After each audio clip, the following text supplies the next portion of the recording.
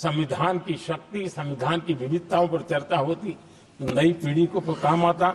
लेकिन हर एक की अपनी अपनी मजबूरियां होती है, हर कोई अपना दुख किसी न किसी रूप में प्रकट करता रहता है।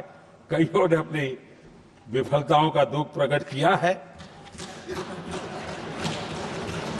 अच्छा होता दलगत भावनाओं से उठ करके देश हित में संविधान की चर्चा हुई होती तो एक समृद्धि मिलती अनेक देश की नई पीढ़ी को।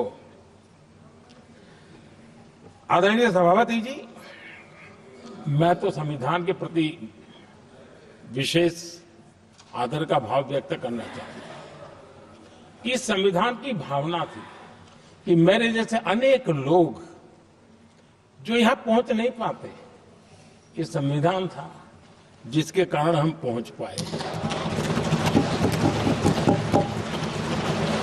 क्योंकि हमारा कोई बैकग्राउंड नहीं था, हम यहां तक कैसे आते? ये संविधान का सामर्थ्य था, जनता जनार्दन के आशीर्वाद थे।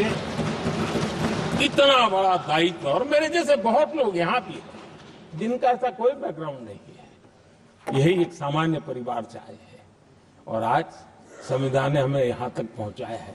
और ये भी कितना बड़ा सौभाग्य है कि हमें देश ने इतना स्नेह दिया, एक बार नहीं, दो बार नहीं, 3 बार। ये हमारे संविधान के बिना संभव नहीं था। आदरणीय सभापति जी,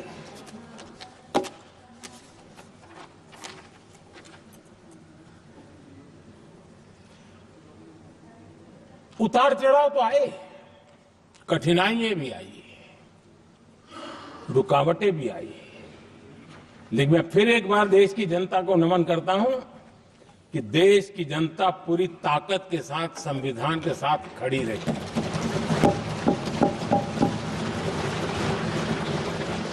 आदरणीय सभापति जी, मैं आज यहां किसी की व्यक्तिगत आलोचना करना नहीं चाहता हूं, लेकिन तथ्यों को देश के सामने रखना जरूरी है और इसलिए मैं तथ्यों को रखना चाहता हूं। कांग्रेस के एक परिवार ने संविधान को चोट पहुंचाने में कोई कोर कसर नहीं छोड़ी है।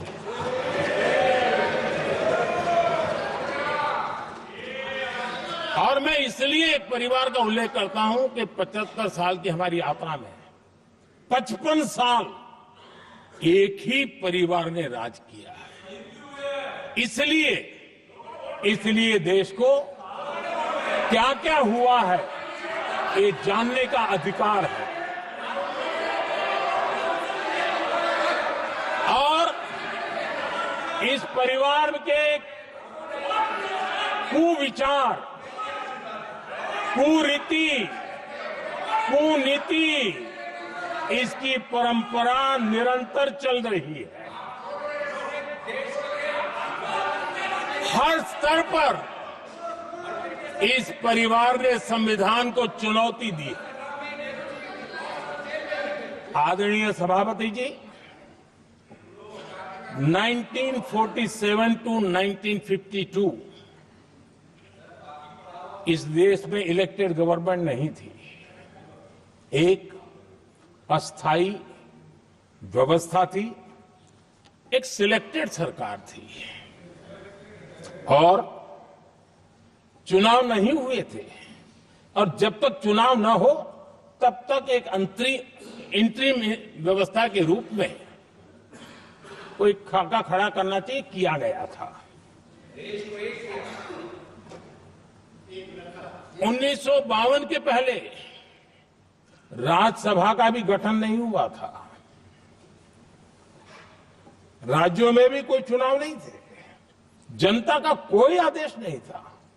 उसके बावजूद भी, और अभी तो संविधान निर्माताओं ने इतना मंथन करके संविधान बनाया था। 1951 में जबकि चुनी हुई सरकार नहीं थी, उन्होंने ऑर्डिनेंस करके संविधान को बदला और किया क्या? अभिव्यक्ति की आजादी पर हमला कर दिया गया।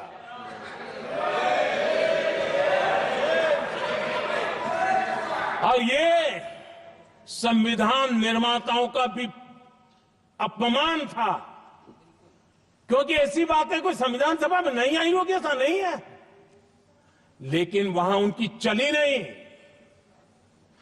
तो बाद में जैसे ही मौका मिला उन्होंने अभिव्यक्ति की इस आजादी को, उस पर उन्होंने हथौड़ा मार दिया। और ये संविधान निर्माताओं का घोर अपमान है। अपने मन की चीजें जो संविधान सभा के अंदर नहीं करवा पाए, उन्होंने पिछले दरवाजे से किया, और वो भी चुनी हुई सरकार के वो प्रधानमंत्री नहीं थे, उन्होंने पाप किया था। इतना ही नहीं, इतना ही नहीं, आदरणीय सभापति जी, उसी दौरान उस समय के प्रधानमंत्री पंडित नेहरू जी ने मुख्यमंत्रियों को एक चिट्ठी लिखी थी। उस चिट्ठी में उन्होंने लिखा था, नेहरू जी लिखते हैं, अगर संविधान हमारे, आगे नेहरू जी लिखते हैं, अगर संविधान हमारे रास्ते के बीच में आ जाए, ये नेहरू जी लिख रहे हैं, अगर संविधान हमारे रास्ते के बीच में आ जाए, आगे नेहरू जी कह रहे हैं, तो हर हाल में संविधान में परिवर्तन करना चाहिए। ये नेहरू जी ने मुख्यमंत्रियों को चिट्ठी लिखी।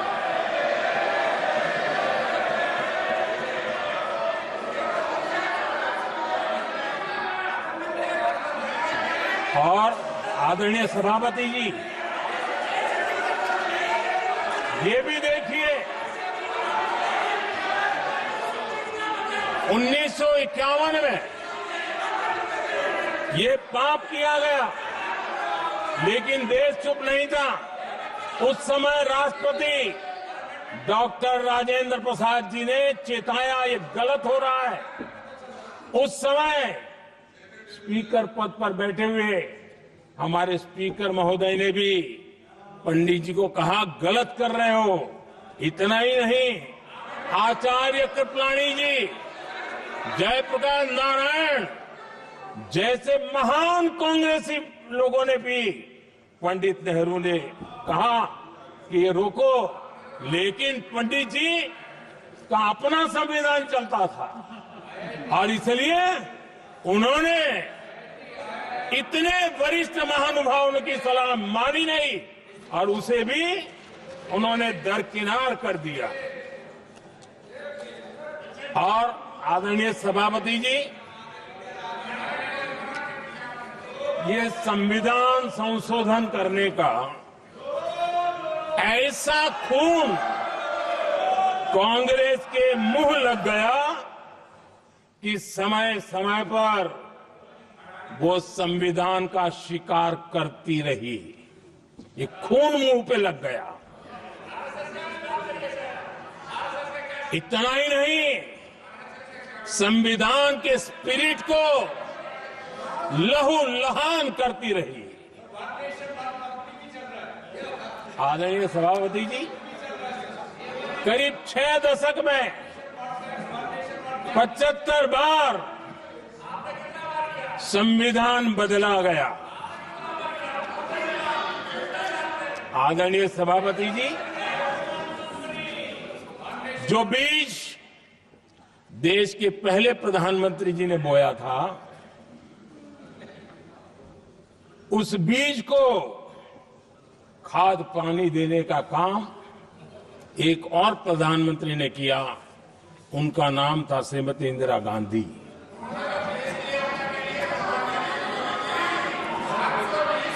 जो पाप पहले प्रधानमंत्री करके गए और जो खून लग गया था 1971 में, सुप्रीम कोर्ट का एक फैसला आया था। उस सुप्रीम कोर्ट के फैसले को संविधान बदल करके पलट दिया गया और 71 में ये संविधान संशोधन किया गया था। और क्या था, उन्होंने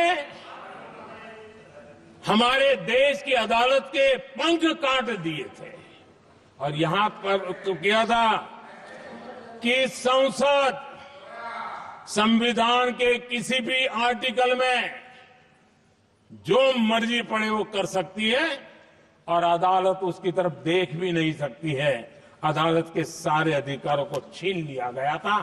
ये पाप 1971 में उस समय की प्रधानमंत्री श्रीमती इंदिरा गांधी ने किया था।